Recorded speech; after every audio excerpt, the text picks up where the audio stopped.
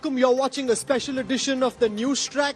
Panauti, Paapi and political fireworks. Will the opposition's personal attacks on the Prime Minister backfire once again? That's my top focus on the Newstrack. अच्छा भला हमारे लड़के वहां पे world cup जीत जाते, वहां पे पनौती हरवा दिया. Panauti, Paapi, poster war and political fireworks.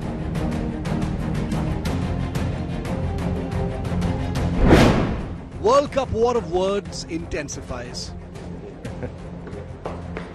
बहुत अच्छा किया है. Cricket used to score political points.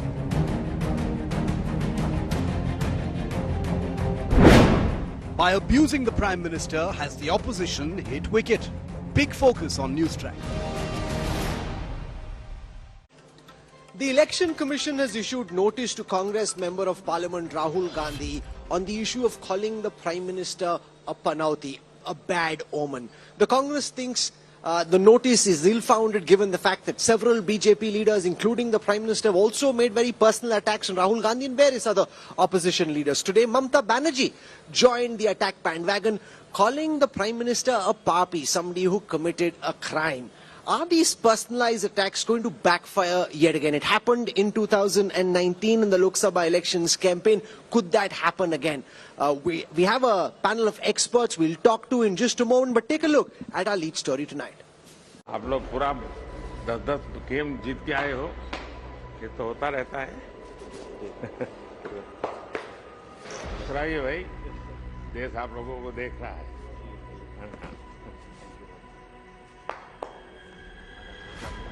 From the highs and lows of cricket in the World Cup final to Congress leader Rahul Gandhi's metaphorical shot at a campaign rally. अच्छा भला हमारे लड़के वहां पे वर्ल्ड कप जीत जाते, वहां पे पनौती हरवा दिया. From the heart of sporting action in Ahmedabad to the political arena in the middle of election campaign. Panauti Panauti. Rahul Gandhi did not name the Prime Minister when he issued the Panauti remark. The Election Commission nevertheless entered the fray, sending a notice to Congress MP over his jibe. The political maelstrom over the Prime Minister's presence at the Narendra Modi Stadium on November 19th has since intensified. Congress has unleashed a poster war with this Panauti Azam poster. The BJP retaliated, listing Congress bigwigs as Panauti in this art. The West Bengal Chief Minister has also entered the jewel. Indian ক্রিকেটাররা এত ভালো খেললো, সব খেলায় জিতলো, আর পাপিষ্ঠরা যেখানে গেল সেইখানে গিয়ে ভরাডুবি হলো. Amidst the political cacophony, cricketer Mohammad Shami stepped in, calling the Prime Minister's post-final meeting with the team a confidence booster. हमें बहुत अच्छा किया है इस बार. देखिए, बहुत ज़रूरी होता है क्योंकि उस टाइम पे हम मैच हार चुके थे और जब आपके प्राइम मिनिस्टर जब वहाँ पे आके आपको प्रोत्साहन देते हैं तो वो एक अलग ही एक कॉन्फिडेंस होता है कि देश का जिम्मेदार आदमी आपके साथ आया है, आपके सहानुभूति दे रहा है. वो बहुत ज़रूरी होता है क्योंकि उस टाइम मॉरल वैसे ही डाउन होता है और जब ऐसे मोमेंट में कोई आपका पीएम जैसे इंसान सामने खड़ा है और वो ऐसे बोल रहा है, कॉन्फिडेंस दे रहा है, तो वो एक अलग ही चीज़ हो जाती है, कॉन्फिडेंस बिल्ड करती है. तो मुझे लगता है ये बहुत बड़ा पार्ट है. In the echoes of the World Cup defeat, though, Panauti politics rings through the political battlefield. Bureau Report, India Today. Panauti Panauti. The Election Commission issuing notice to Congress Member of Parliament Rahul Gandhi, the opposition crying hoarse saying the EC is siding with the government of the day. Does it make political sense for the opposition to be launching these direct personalized attacks on the Prime Minister given his immense popularity at the moment? It backfired in the last elections. Has the opposition thought this through enough, or could it backfire once again? To talk about that, let me introduce you to our guests. I want to start by introducing spokesperson of the Bharatiya Janata Party, Tuhin Sinha. Flanking him author, analyst Hindal Sengupta. To my left, I have Adil Singh Boparai of the Congress and well-known author, analyst and politician Pawan Barma. I want to start by asking Adil Singh Boparai why you think the Election Commission's notice on the issue of Rahul Gandhi calling the Prime Minister Panauti is ill-founded. Given that this isn't parliamentary language by any means, the EC is within its rights to ask Rahul Gandhi to explain his personalized attack on the Prime Minister. Well, Kanwal Saab, firstly, we're extremely disappointed by the partisan position which has been taken by the Election Commission of India. I think it demonstrates their duplicity, their double standards and their hypocrisy. We've had a barrage of comments from the BJP's top echelons against our leadership, and I have a list of those comments. Murkho ke Sardar, Vish Kanya, Congress ki Vidwa, Jersey Cow, Shehzada Rahul, 50 crore rupee girlfriend, Night Watchman, Rahu Kal, Rakshas. So certainly the Election Commission of India, which is an arbiter under our constitutional scheme of things, can't turn a blind eye to what is said by the BJP. It cannot be par for the course. If it's a jibe on one side, it has to be a jibe on the other side. So therefore, for the Election Commission of India to become an interested player and alter the level playing field, I think leaves much to be desired. Coming to the larger political point, I think these elections are not about the Prime Minister.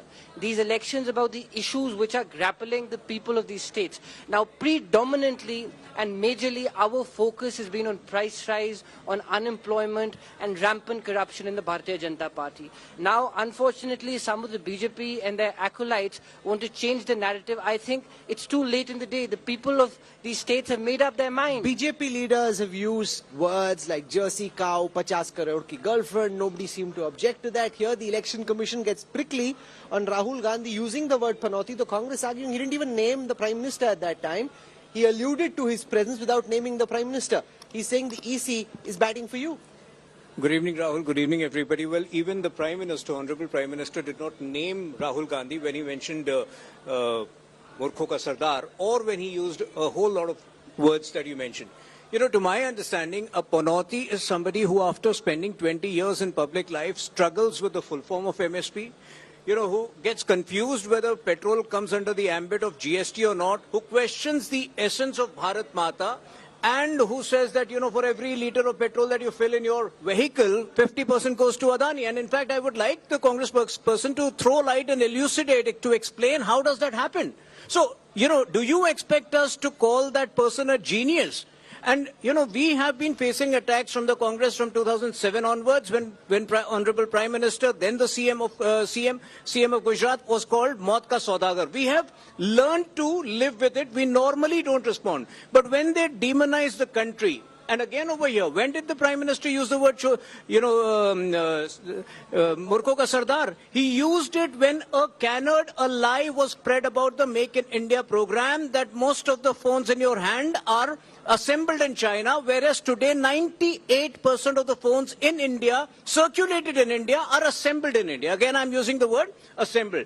You know, this guy, Rahul Gandhi, goes abroad, he picks up a Sikh gentleman among the journalists and says Sikhs are not safe in India. So when, you know, these kinds of lies are spread to demonize the image of India, that is when we respond with certain harsh words. Pawan Verma, this is election season. Is this fair game? You throw some punches, you take some punches, or do you think Rahul Gandhi was out of line in calling the Prime Minister of the country a Panauti?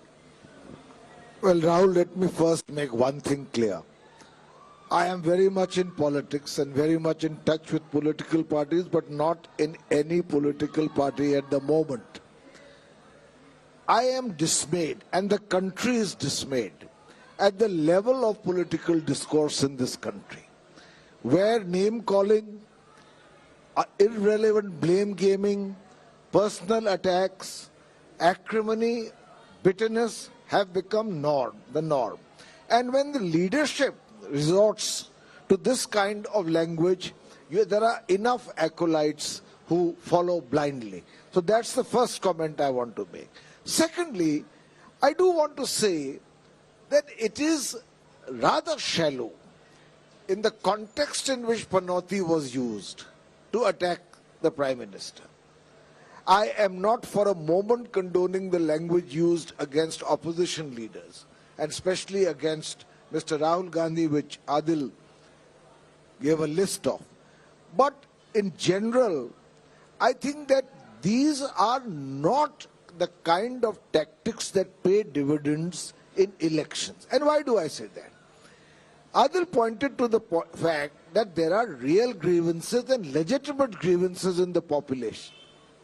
Price rise, unemployment, and so on and so forth. True. What has the opposition done about it for the last 5 years? At 6 months before the elections, the opposition woke up to come together. They had a meeting in June in Patna. Within a week, actually, they should have formed a secretariat, come out with a common minimum program, set up a core group to decide on vote sharing. Nothing happens for 4 weeks. They meet in Bengaluru. They have coffee, tea, and dinner. Nothing happens for the next 5 weeks. They meet in Mumbai. And you are talking then of trying to use the legitimate grievances of the people to fight a government that you feel perpetuates them, without doing anything substantive You're making a on the very ground. important point. The fact that you haven't been pushing the India alliance post Mumbai. Kamal Nath himself called off your Bhopal rally where you should be making effort. You are not. You are resorting to name calling and potentially encouraging superstitious thought amongst the Indian voters. Why should the Prime Minister's presence and the team's defeat be linked? You're seeding the wrong thought. Rahul Gandhi should be progressive. Well, with utmost respect, I disagree with Pawan Sahab. The fact of the matter is this is one minor which is extrapolated from a 30-minute speech. Please pick up Mr. Gandhi's speech. Mr. Gandhi has been consistently raising the cudgels against his government on issues which matter to the people of this country, whether it is petrol prices, whether it is the farmer issues, whether it is rising intolerance against disadvantaged sections of the society. So therefore, to say that the Congress party is not being consistent and persevering on issues, I think that is wholly incorrect. In fact, on the contrary, it is the Congress party which has time and again reiterated and brought the issues of the people in center stage. On the contrary, the Bharatiya Janata Party wants to convert this into about Mr. Modi. Let me repeat this again and again. The Supreme Leader demonstrates signs of megalomania and narcissism. It is not about him.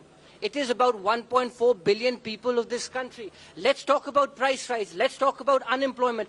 These are the issues which matter. You want to pick up one portion, or rather should I say one line of a 30-minute speech and send a notice using your front, unfortunately, which is the ECI, I think is most unbecoming. But be that as it may, this strengthens our resolve, and we will fight the BJP tooth and nail to ensure that the constitutional framework of this country is restored. Hindal, is the opposition's messaging on point? They're trying to attack the Prime Minister, sink the idea like Rahul Gandhi became Pappu in public imagination, sink the idea that the Prime Minister somehow Panauti? Or do you think, like in 2019, when they called Chaukidar Chor hai, that this too potentially could backfire?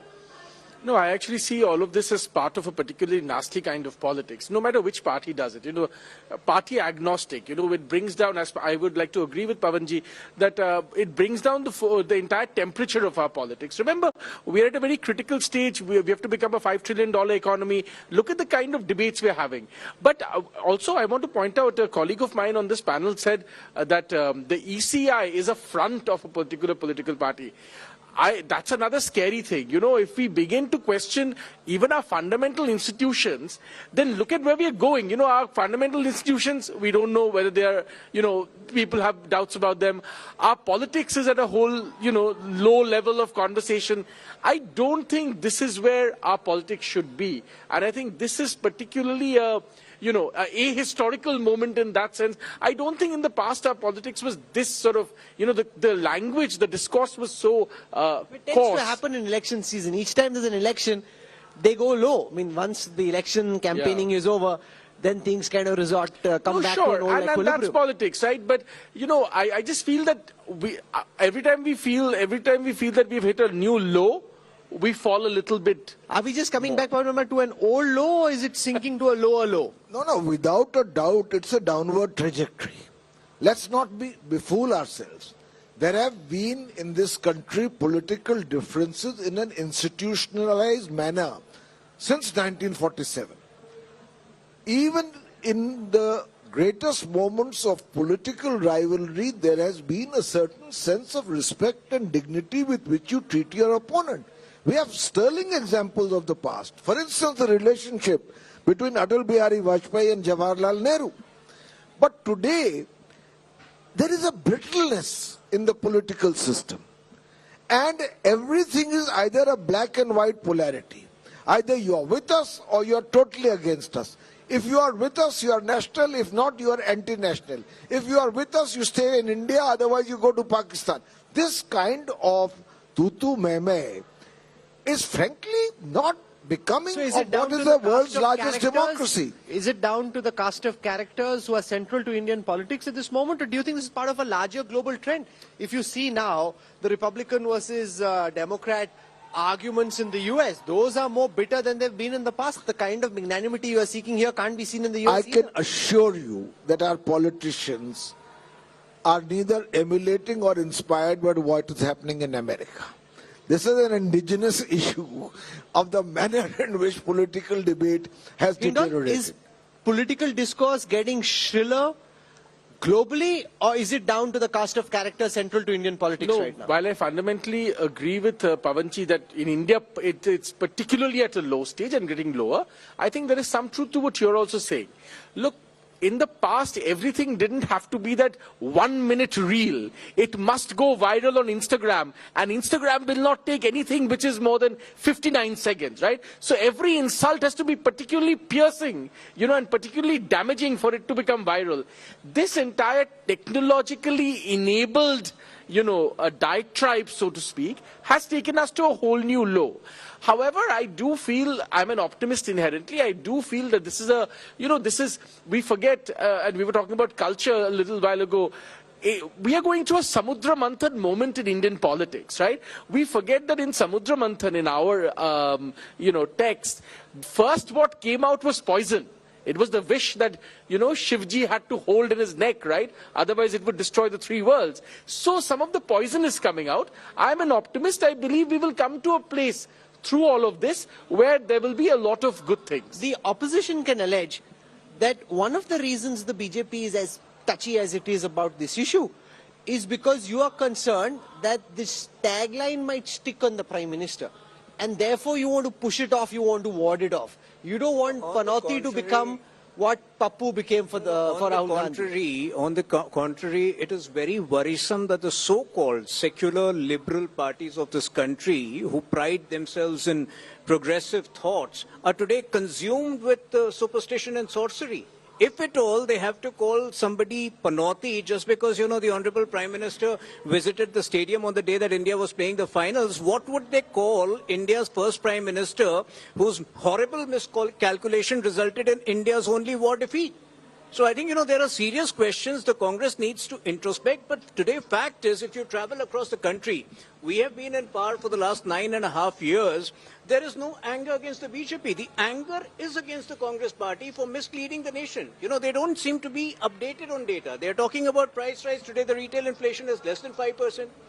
Today they are talking about unemployment. The latest unemployment data says that unemployment is at its 4-year low, whether it is CMIE data or the State Bank of India report. On the contrary, the highest unemployment is in states like Rajasthan, 28%. So I think, the opposition is completely flustered, and every time they see that there is no road ahead, they end up bashing the Prime Minister, which is a sign of giving away. No, but look at the core of what Rahul Gandhi is saying, Adil. We're at the sets of Sahitya Aaj Tak. Now, if God forbid something were to go wrong, Tuhin can't say that Adil is the Panauti, which is why it went wrong. I mean, the team played a match, they lost the match, they lost to a better team. And the Prime Minister's presence, or anybody's presence or absence, has nothing to do with the end outcome. This is like cricket fans in their enthusiasm saying, oh, the moment I went to eat something to eat something or go around the corner, wicket gir gayi, chakal. You're encouraging very juvenile behavior, as Pavan Verma said. Why are you doing this? Please consider the state of affairs in which we are today. You have a ruling dispensation which wants an opposition Mukt Bharat. You have a ruling dispensation which demonstrates an authoritarian streak. You have a leader who believes in I, me, myself. And I am surprised and perhaps quite shocked. Where does my friend Mr. Sinha gets his data from? Today, our Indian GDP debt has trebled over the past 9 years. Today, price of petrol has touched 100. Today, unemployment, according to the CMI, is almost 10%. Today, the poverty figures have worsened. So therefore, where does the BJP get these figures from? Please understand, Mr. Kanwal, today, Rahul Gandhi's entire campaign has been on price rise, on unemployment, and the BJP's consistent effort to weaken the federal structure. You want to pull out one statement and have a debate? We have no objection to that. We will join that debate and demolish it by saying that the entire onus cannot be placed on our shoulders. The same, if it is par for course for the BJP, then it is par for course for us. You are objecting to the election commission being called an agent or an aide of the government, but the EC frankly doesn't seem to get quite as touchy when BJP leaders say all kinds of things. Travel to village, a very spurned word. It's not a normal word to be spoken. You know, as English speaking or people from English medium, we can just use Panauti very dismissively. But the moment you travel to the rural belt and to talk to Hindi speaking people, Panauti is not a normal word. But when your leaders call a particular community people belonging to a particular religion in a very derogatory fashion, the BJP doesn't seem to take much action against it. One spokesperson, I want to make suffering. a point. So you have seen that. You see, I want to make a point. Not in a very significant fashion. I think we are the only party that has walked the talk. The person who instigated our spokesperson, Tasneem Rahmani, is enjoying, but our spokesperson is suffering. Rahul, let me make one thing clear. You see, I have already talked about the lowered level of political discourse. But to link the outcome of a World Cup match, until then we won every match. You give credit to Mr. Modi if that is the link you want to establish, that he is the Prime Minister. I think it's such a shallow level of finger pointing that it doesn't do the Congress any credit. Like some of the language used by the BJP does it no credit. Having said that, I think there is also an increased level of frustration in the opposition. I mean, I do believe that there has been a misuse of institutions. At election time, the ED, CBI and other agencies seem to target the opposition. And those accused in the BJP famously have a convenient washing machine. So at some point the opposition feels, what is the way for us to respond? I give you another example.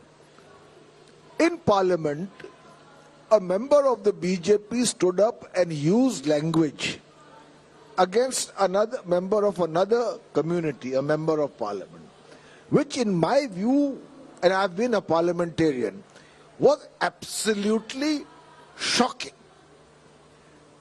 His case was not referred to the Privileges Committee. He was not even suspended. He was given a warning. And here you have another case of the leader of opposition of the Congress in the Lok Sabha, of whose debating skills I'm not a great admirer. However, he is protesting the distribution of the constitution in Parliament, which omits a certain amendment that has been made to it. He's suspended. Another member of the opposition is suspended indefinitely and has to seek, I think in an unprecedented manner, the intervention of the Supreme Court. But if you see the current Modi cabinet, and I am willing to be corrected if my facts are wrong, 42% of the cabinet ministers have cases as per their own affidavits for the election commission of criminal charges, and some of them are quite serious. They are abduction, dacoity, cheating and attempt to murder. But what investigations have followed in their case? Hindal, this sense that the investigative agencies or institutions seem to be leaning in to support the government. Do you think this could potentially become an election issue? Not so much that something that people discuss, but just in a subterranean fashion, something that voters seem to think is just not fair. The umpire is not playing the role of a fair umpire. So I have a broader thought on this, and it's not so much what people inside the country think. India also faces significant challenges, as all rising powers will face significant challenges. There are mischievous forces trying to derail India's rise. And part of that is, and all of this has been, my friend Sanjeev Sanyal did detailed research papers on this. Part of this is to trigger this entire conversation that democracy somehow democracy is not really authentic in India, right? And this has been tried in many ways. Any question mark on institutions then becomes part of that conversation. And that conversation is not a good conversation in any way. And that conversation is to be avoided. So therefore, institutional integrity at this juncture is specifically very important for us. Just to carry forward his point, since we're talking about institutions, I think it is beyond any pale of doubt, Kanwal Saab, how the ED, the CBI and the income tax is being misused, and especially in the context of these elections. You have raids happening in the middle of the campaign. Just yesterday, the Rajasthan High Court has quashed ED summons against one of our candidates from Barmer, who was summoned by the ED to come and join the investigation in the middle of the campaign. So therefore, what you're noticing is that all these investigative agencies, and unfortunately even the ECI, is being used to pressurize and arm twist it's not the even opposition. done in a very subtle fashion. Whether it's Rajasthan or Chhattisgarh, it's very brazen in your face. Rahul, primarily ED deals with money laundering and financial, misappropriation cases, which are never easy to be proved. They take their own time. They have the very lengthy and very, strenuous processes to be followed. Ideally, if you ask me, people like Hemant Soren, who have such open and shut cases against them in the mining scam, should have been in jail. But again, we are equally helpless about it because the ED follows its own practice. If tomorrow, ED initiates action, and ED has already issued 4 summons to Hemant Soren. Now, if he's not responding and on the eve of election some action happens, again the Congress will say, just because it's the election you're doing this.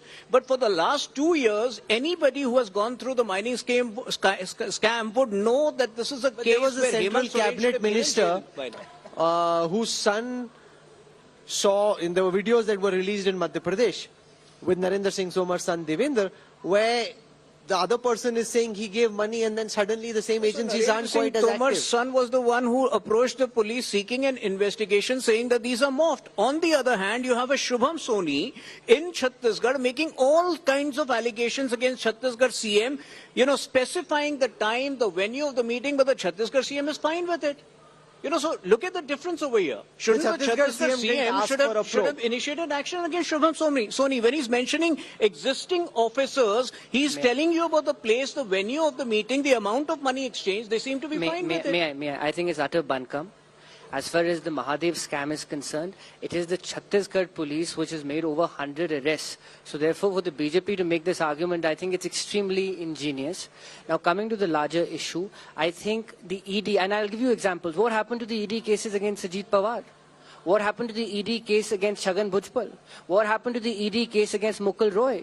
And just as far as Tomar is concerned, I think that video is not morphed. He may go file any number of complaints as he wants to. I think that video is enough evidence which discloses a commission of a cognizable offence for the ED to step in, because there is, Mr. Kanwal, an allegation that money was taken to Canada, how money was invested in shell companies in Canada. So therefore, I think this demonstrates that the ED is being misused, and the BJP is resorting to high-handed tactics. But be that as it may, we are ready for this. We are ready to persevere. And let me assure the Bharatiya Janata Party that the shoe will come to the other foot. It will. Pavan, it may take time, but it certainly will. We are running out of time on this conversation. Before we end, the semi-finals are almost over. The attention will now shift to the finals. Do you think that the level of political discourse is likely to get a lot worse? Because this is where the stakes are relatively lower, because these are chief ministers whose fortunes are being decided. When it comes to the fortune of the central government, do you think on both sides the fighting will get a lot uglier? I'll tell you one thing. I really don't buy this semi-final theory. Why not? I'll tell you. 2018, BJP won 3 major states. No, Congress won. I'm sorry, Congress won 3 major states. 2019, they got 52 seats. So people vote differently. It still is a semi-final. No. India won against New Zealand in a big way, then got hammered in the final. The analogy is only that far. Okay. The fact of the matter is people vote differently for assembly elections where local issues dominate, and differently for parliamentary elections. And if today the BJP has an advantage in the parliamentary elections, it is entirely because of a disorganized and ineffective opposition. Okay, so that's an important point. You're saying the opposition has its priorities wrong. They should be focusing on a common minimum program, seat sharing, taking forward the agenda of the India Alliance instead of making these personalized charges. Hindal Sen Gupta, Tohin, Adil Boparai, thank you very much. Also, Pawan Verma, for joining us.